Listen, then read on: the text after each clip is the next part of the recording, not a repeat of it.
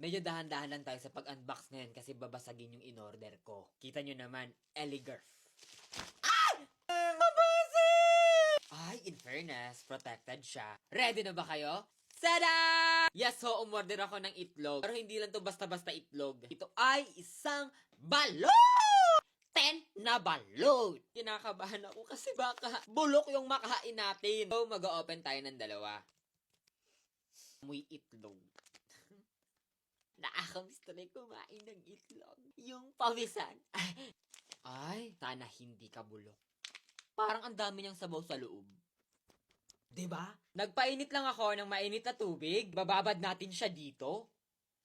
Ay! Init! And bumili rin pala ako ng balot sa labas kasi i-compare natin kung ano ang mas masarap sa kanilang dalawa natin.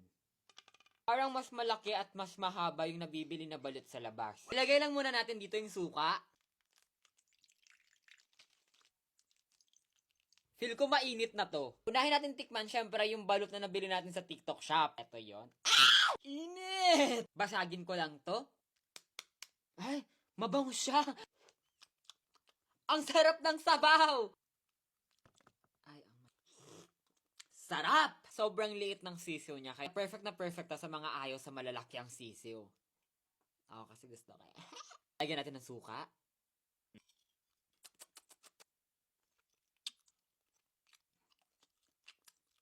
Sobrang sarap!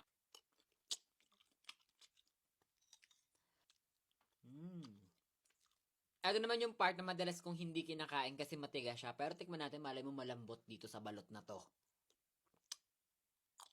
Huh? In fairness, hindi siya ganun katigas. Last bite!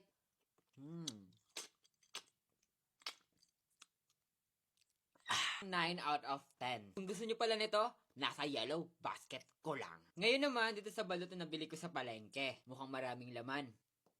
Ayun, dito natin siya bubutasan. Tikman natin kung kanina yung mas masarap na sabaw. Siyempre, may sabaw ng... Mas masarap yung sabaw nung nabili ko sa TikTok shop. Pero sa laman, eto, punong-puno talaga siya. Ay, hindi pa malaki yung sisiw. Lagyan natin siya ng soka. Yarn. Pisain natin.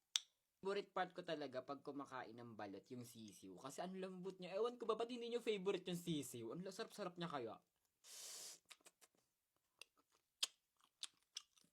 Masarap. Yung sisiw na part. Sarap. The best.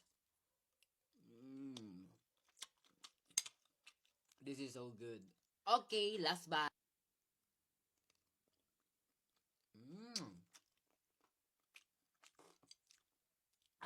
Sarap ng suka. Pero syempre, advice ko pa rin sa inyo na bumili tayo sa mga nagtitinda sa daan.